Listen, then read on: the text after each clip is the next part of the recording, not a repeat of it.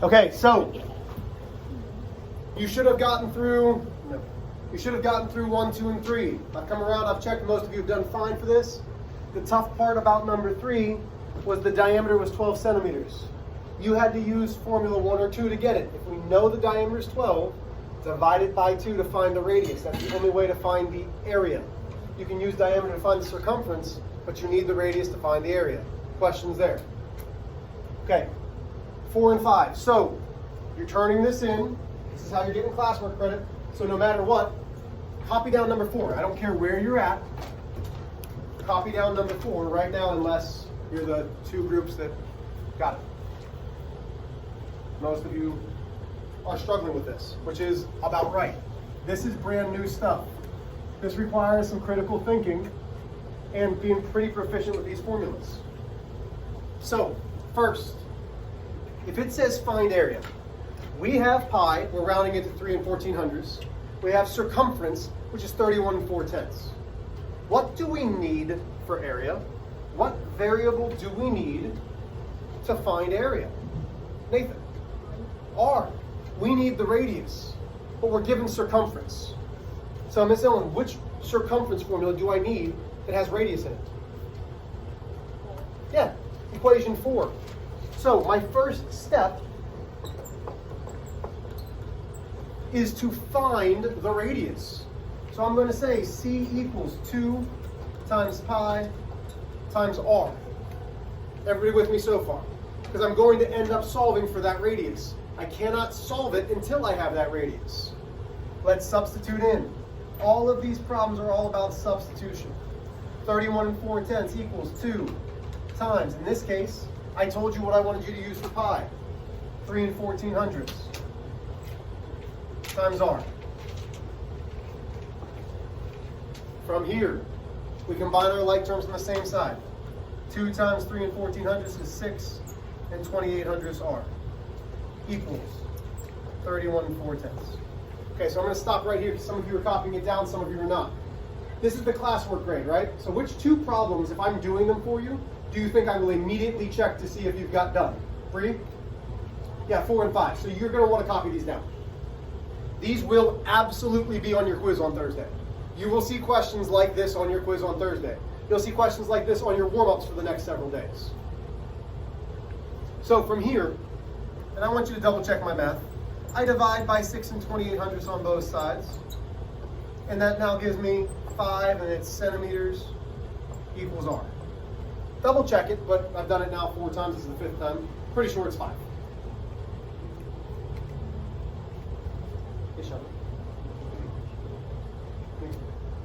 Okay, we good there?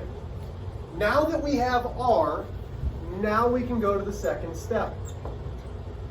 The second step is now finding area. Area equals pi r squared.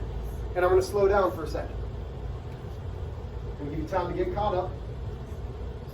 Have this written down.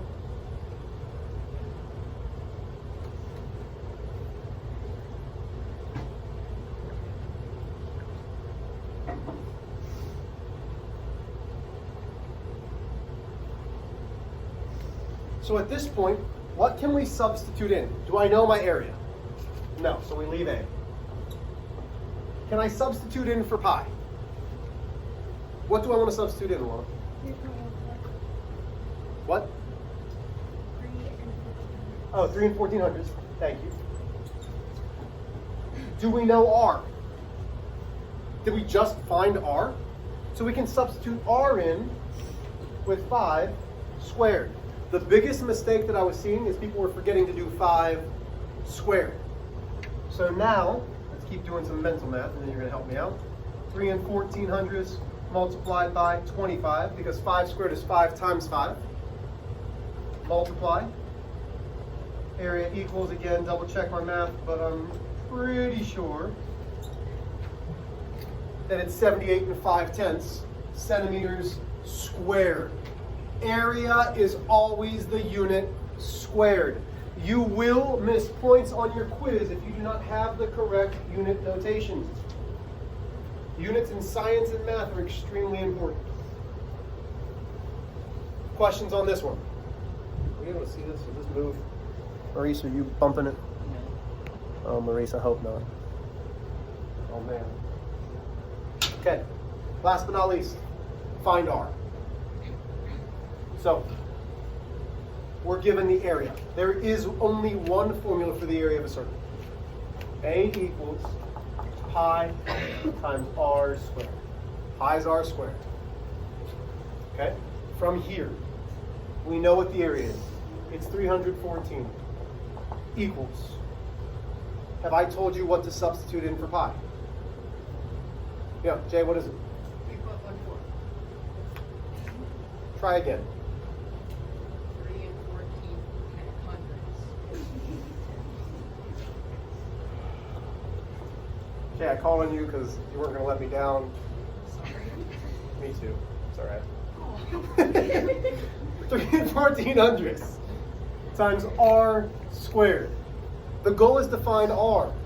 So we need to isolate the r. I divide both sides by 3 and 14 hundredths.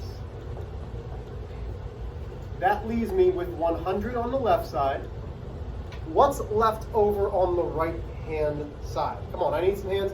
What's left over on the right-hand side? Sophia? R squared, very good. Well, am I looking for r squared? Okay. So in math, yeah, you're going to redeem yourself. Okay, I got you. Give me 1 second.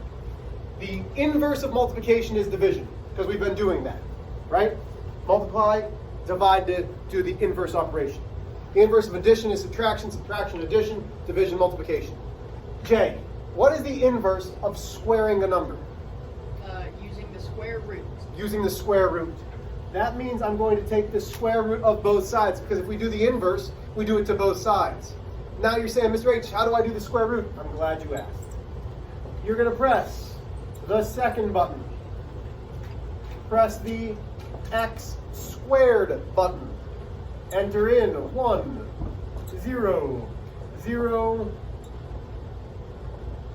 enter. So you should have done that. Everybody should have an answer.